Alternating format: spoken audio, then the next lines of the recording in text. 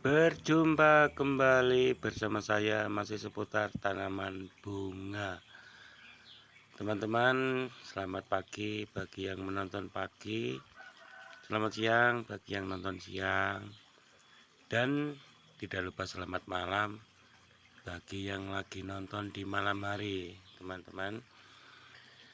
Barangkali di antara teman-teman semua ini masih belum banyak yang mengetahui, atau barangkali saja dia sudah tahu tapi belum mengenalnya.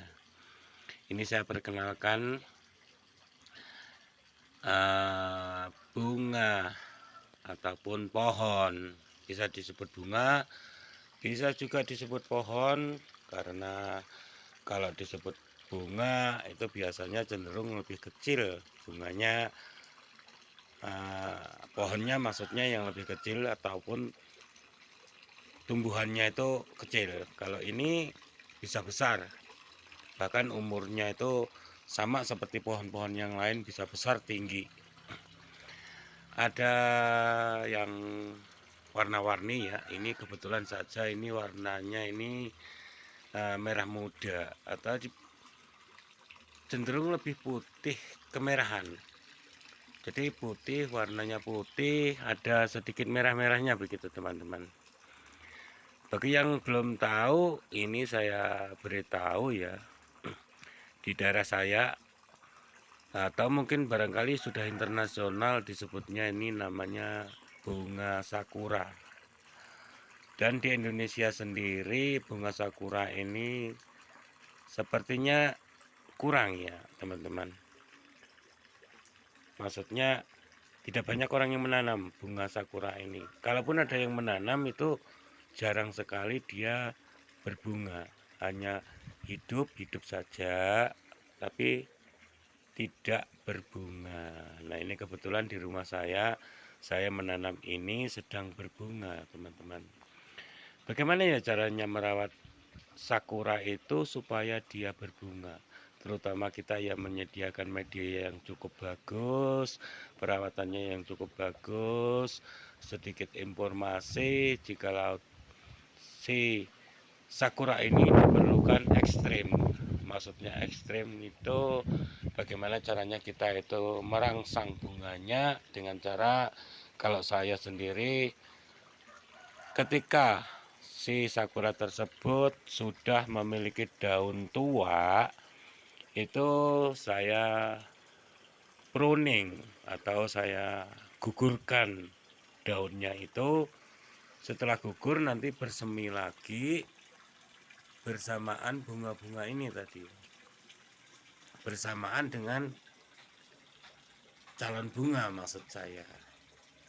Nah, itu jadi yang kalau saya pribadi itu penanamannya atau tempatnya itu perlu pupuk yang lebih banyak, terutama pupuk organik, dan saya menggunakan limbah kotoran ayam, teman-teman.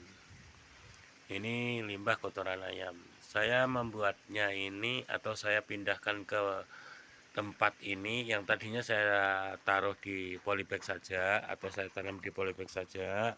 Setelah saya pindahkan ke sini lebih kurang 2 bulan yang lalu, langsung ini ada bunganya ya teman-teman. Kalau anggrek itu apa ada eh, tempat tertentu? Pastinya ada teman-teman. Habitat anggrek lagi lah, salah, maaf. Habitat sakura ini sebenarnya kan tidak ada di Asia. Yang ada itu yang terkenal itu di daerah Jepang ataupun di daerah Cina, yang memiliki 3 musim, musim salju atau musim dingin, musim kemarau, dan musim hujan. Sementara di Indonesia ini adanya cuma musim hujan dan kemarau. Tentu saja wilayahnya berbeda, itu memerlukan wilayah-wilayah yang tertentu. Kalau di tempat yang panas atau di tempat suhu yang panas itu, terutama kita memberikan panasnya itu tidak sepenuhnya, tidak sehari penuh. Jadi masih ada sedikit terlindungnya. Kebetulan di tempat saya ini di dataran tinggi atau di daerah tinggi, suhunya itu bisa mencapai maksimalnya hanya 28 sampai 29. Suhu normalnya itu di bawah 25, yaitu 23, 22. pH air kadar 19, terus angin kencang. Nah, gitu teman-teman. Jadi tempat itu pengaruh, ya menurut saya pengaruh.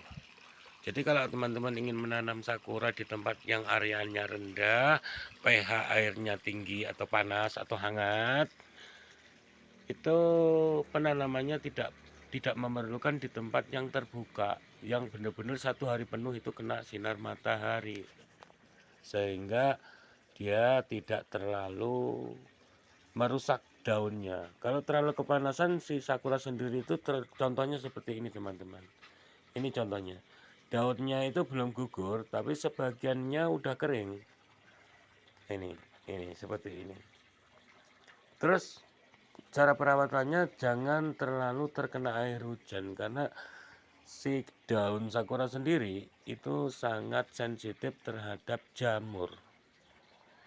Jadi kalau kena jamur putih-putih itu, ya itu diusahakan supaya dia tidak merebak atau tidak menjalar ke tempat yang lain. Cukup diberhentikan di situ saja. Barangkali mungkin diputik atau dipotong atau dibuang, atau barangkali diobatin supaya jamurnya tidak merambat. Seperti ini teman-teman.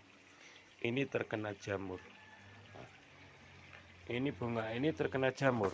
Tapi bunga ini terkena jamur hanya cukup di sini saja, tidak akan merambat atau tidak akan menjalar kemana-mana, dikarenakan saya memberikan obat.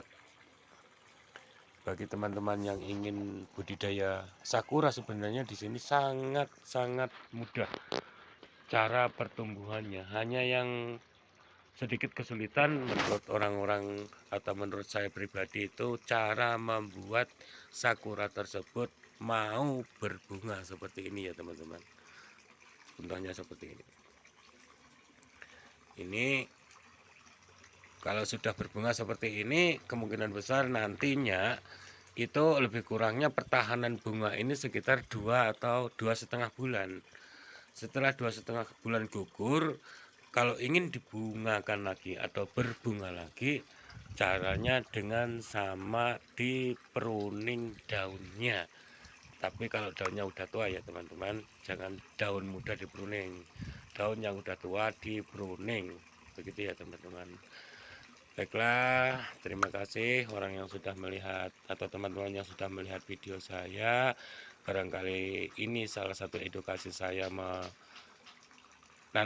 sakura. Semoga bermanfaat bagi teman-teman semua yang sudah nonton video saya. Terima kasih banyak meluangkan waktu untuk menonton video saya tentang sakura atau bunga sakura.